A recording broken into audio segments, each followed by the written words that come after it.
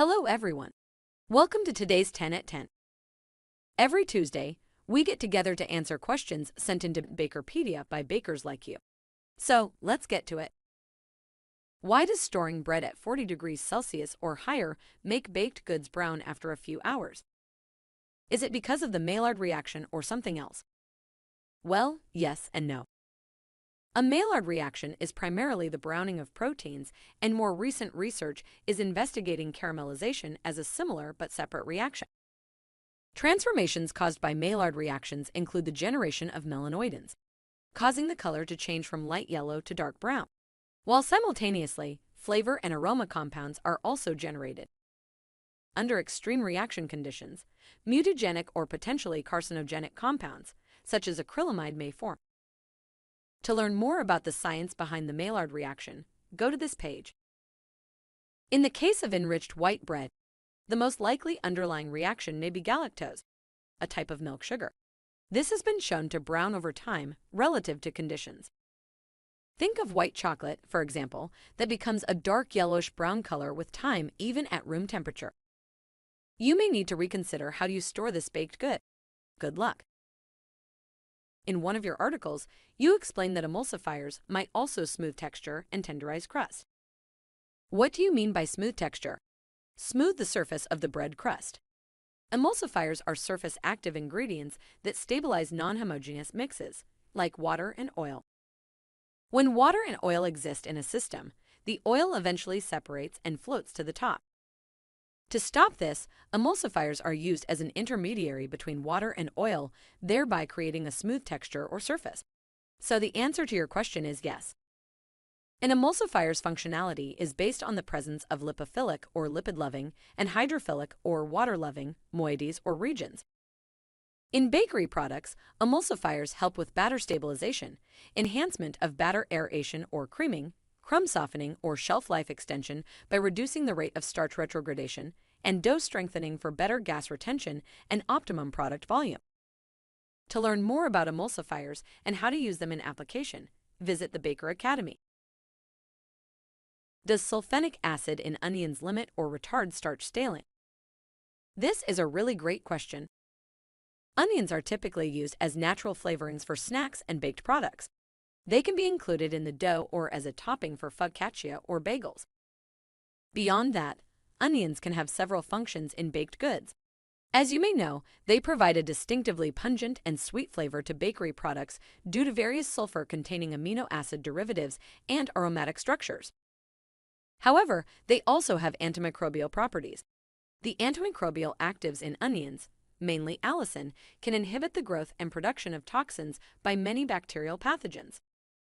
Other stable antimicrobial components in onions include flavonols, quercetin, and chemoferol, which have been shown to inhibit DNA, RNA, and protein biosynthesis.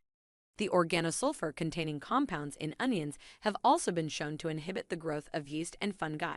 Now, to get a better idea of the science behind staling, go to the staling page and check out what contributes to staling.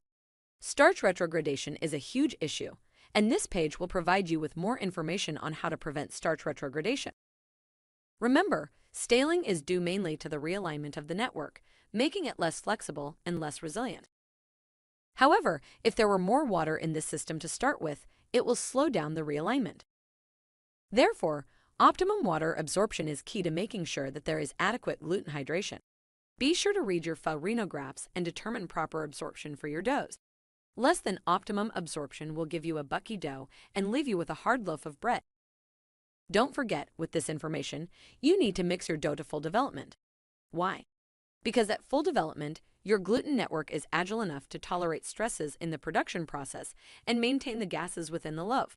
More gas equals more volume, which would result in a softer loaf of bread. So in summary, optimal water absorption will give better mixing properties that will result in a better developed dough that can retain more gas and remain soft. There is one last technique you can use to keep your bread moist and fresher over its shelf life. Believe it or not, it's how you bake the bread in the oven. Many bakers bake to the final color of the loaf or to a certain time and temperature.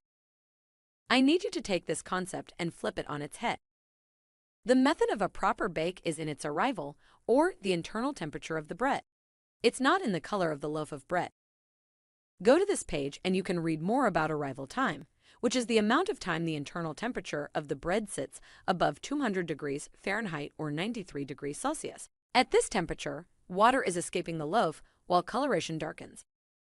The longer the loaf sits in the crumb set zone, or if arrival is less than 85%, the more water is driven out of the loaf.